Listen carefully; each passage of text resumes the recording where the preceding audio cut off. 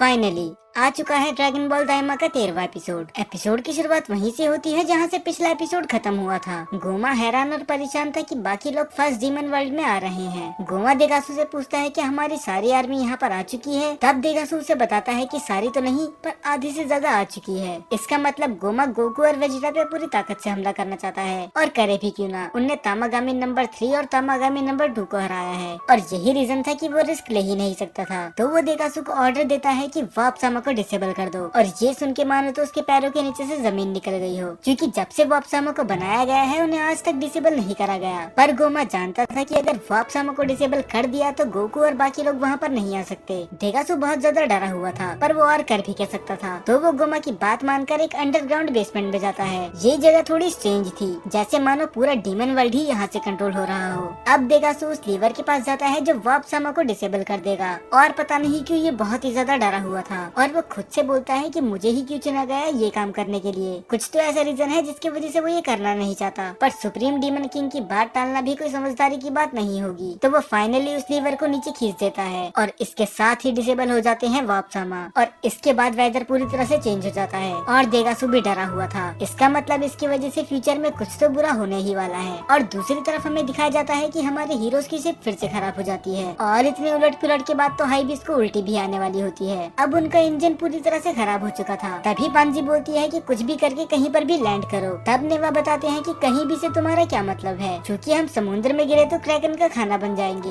ये बोल के उनने उसे और डरा दिया। पर फाइनली उनकी शिप लैंड कर जाती है। हालांकि वो सेफ लैंडिंग नहीं थी पर किसी को कुछ नुकसान नहीं हुआ। तभी पांजी बोलती है कि मैं इस शिप को ठीक करती हूँ तो तुम सभी लोग यहाँ से बाहर निकल जाओ। पर तभी एक पत्ते के फ्लिक से गोकू हवा में चली जाता है और वो देखता है एक अजनबी दुनिया को। वो जगह बिल्कुल ही अजीब थी। उधर के पेड़ टहनियाँ और बाकी सब कुछ बड़ा था। अगर आपने ड्रैगन बॉल जीटी देखा है तो उसमें भी एक ऐसा एपिसोड था जहाँ पर सब चीजें 10 गुना ज्यादा बड़ी थी। गोकू वहाँ की हर एक चीज को एक्सप्लोर करता है। उसे समझ में नहीं आ रहा होता कि वो छोटा हो गया है या फिर ये सब चीजें ही बड़ी हैं। और दूसरी तरफ पांजी की हालत खराब हो रखी थी क्योंकि क्रैकन ने उसके सारे टूल्स खा लिए थे। पर तभी बुल्मा अपने फादर की इन्वेंशन दिखा के फ्लेक्स करती है और वो उस कैप्सूल को हवा में फेंक के एक टूल बॉक्स निकालती है। ये देख के तो पांजी बिल्कुल हैरान थी कि आखिर ऐसे कैसे पॉसिबल है, क्योंकि पांजी को भी मैकेनिकल चीजें बहुत ज्यादा पसंद है। तब बुल्मा समझाती है कि हम किसी भी चीज को श्रिंक करके एक कैप्सूल में स्टोर कर सकते हैं। पर तभी हाईवेज आके बोलता है क्या तुम मेरे सॉक्स को श्रिंक करके इन कैप्सूल में स्टोर कर सकती हो। पर तभी पांजी गुस्से में बोलती है कि तुम्हें उसकी जरूरत है क्या। और मेरा भी यही क्वेश्चन है, आखिर ये अपनी म्यूजिक को स्टोर करके करेगा ही क्या। और दूसरी तरफ वेजिटा से तो बिल्कुल इंतजार हो ही नहीं रहा था। वो सुप्रीम का ऐसे बोलता है कि कैसा रहेगा कि हम सब फाइटर्स आगे निकल जाएं और तुम सब बाद में आराम से आना। पर सुप्रीम का ऐसे समझाते हैं कि मुझे माफ करना, मॉर्टल एक डीमन वर्ल्ड से दूसरे डीमन वर्ल्ड उड़ के नहीं जा सकते। तो वेजिटा भी ज्यादा बहस नहीं करता क्योंकि वो भी जानता था इसका कोई फायदा नहीं है। पर दूसरी तरफ तो नेवा के होश उड़े हुए थे।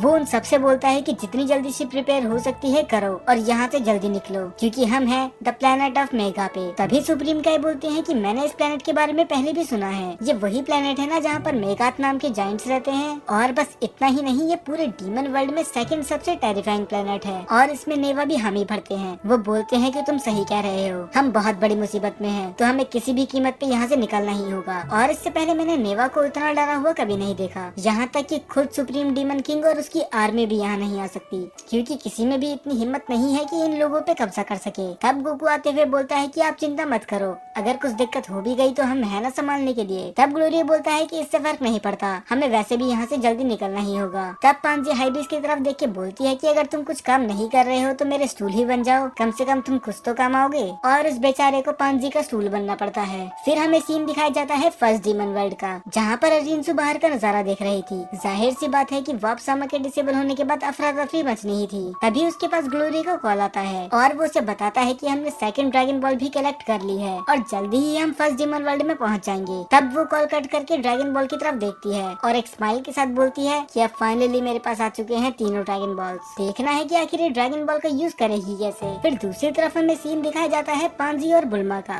बुल्मा पांजी की बहुत ज्यादा तारीफ कर रही थी क्योंकि वो इस काम में बहुत ज्यादा अच्छी थी। तब बुल्मा बताती है कि मैंने भी अर्थ पे एक ऐसी ही शिप को ठीक करने की कोशिश की थी। मैंने लगभग पूरी शिप ठीक कर ही ली थी पर मुझे इस पार्ट के बारे में कुछ समझ में नहीं आया, तो आखिर ये चीज है क्या। तब वो बताती है ये है माजिलाइट। ये एसिडिक वाटर के साथ रिएक्ट करता है और ये 30 साल तक लगातार एनर्जी प्रोड्यूस कर सकता है। ये सुन के बुल्मा हैरान थी कि अगर ऐसा है तो ये तो बहुत वैल्यूएबल होंगे, है ना। तब वो बताती है कि ऐसा नहीं है क्योंकि सेकंड डीमन वर्ल्ड का ऊपरी हिस्सा और थर्ड डीमन वर्ल्ड का निचला हिस्सा ये दोनों ही पूरी तरह से मैजिलाइट से बने हुए हैं और थर्ड डीमन वर्ल्ड से एसिडिक वाटर बहते रहता है और यही रीजन है कि ये सन की तरह शाइन करता है और इसकी पानी की कंपोजिशन से हम इसका कलर भी चेंज कर सकते हैं। तब पांजी बताती है कि ये खुद मैं अपनी आंखों से पहली बार देख रही हूँ और ये दोनों आराम से ज्ञान की बातें कर रहे थे और हाईबीस की तो पूरी हालत खराब हो चुकी थी। वो बोलता है कि अगर तुम्हारा हो चुका हो तो मेरे ऊपर से उतर जाओ, मैं अब और नहीं सह सकता। और वो दोनों ही वहाँ से उतर जाते हैं। काम तो उनका पहले ही खत्म हो गया था, बस उन्हें बातें करने से फुर्सत नहीं थी। तब बुल्मा उससे बोलती है कि अगर इसकी क्वांटिटी इतनी ही ज्यादा है तो क्या हम यहाँ से थोड़ा ले नहीं सकते। तब पांजी साफ मना कर देती है कि इस पे पूरा कंट्रोल गोमा का है क्योंकि वही सुप्रीम डीमन किंग है और वो हमें कभी इसका यूज करने नहीं देगा। तब बुल्मा बोलती है कि काश थोड़ा मैं अपने साथ भी लेके जा सकती। तब पांजी बोलती है कि तुम चिंता मत करो,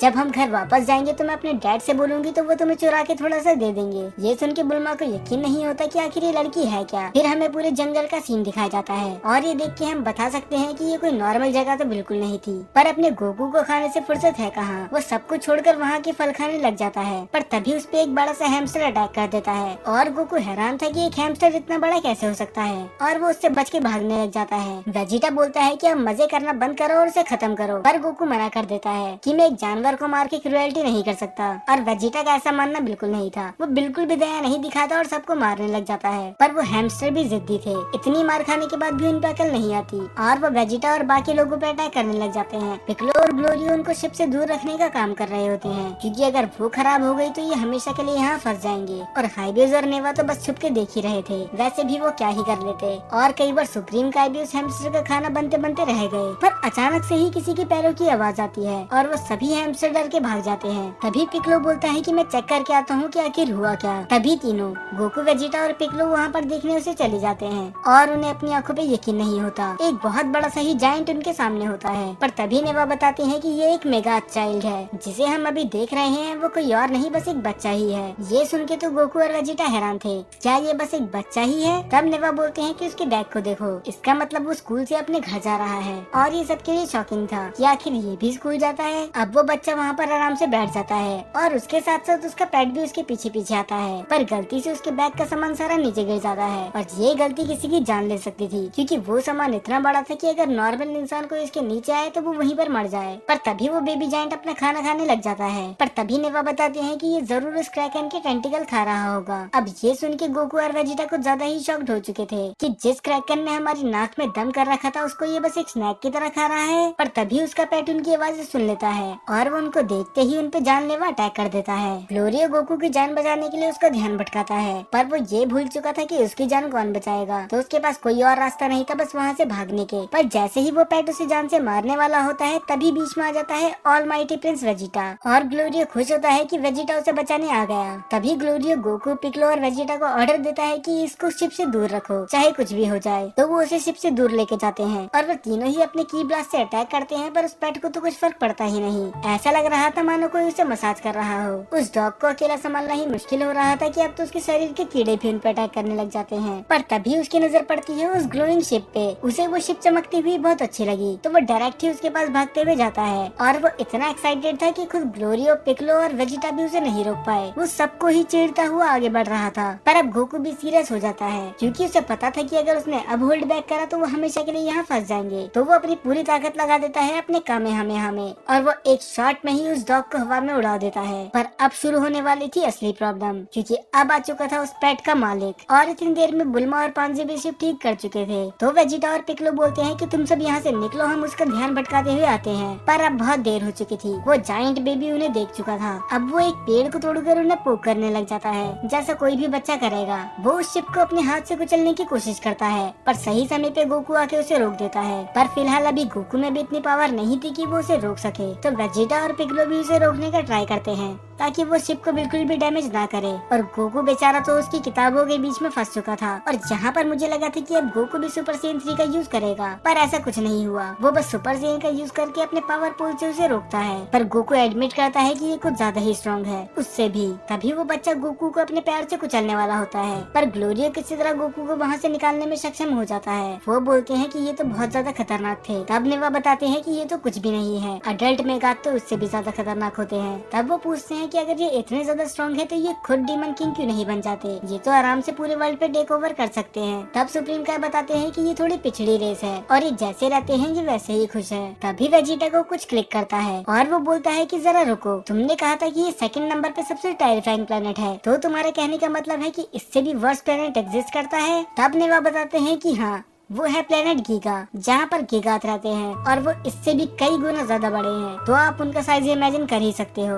ये तो तय था कि ये जगह किसी को भी पसंद नहीं आई सिवाय गोकू के। गोकू को ये जगह फिर भी बहुत ज्यादा अच्छी लगी और शायद उसका मन करे तो वो यहाँ पर वापस भी आएगा। और अंधेरा होने के साथ साथ फायरफ्लाइज जैसे ही इंसेक्ट बाहर आ जाते हैं जो इस पूरे प्लेनेट को ही रोशनी से भर देते हैं। और वो सीन सच में बहुत ज्यादा अमेजिंग था और इसी अमेजिंग सीन के साथ ये एपिसोड खत्म हो जाता है।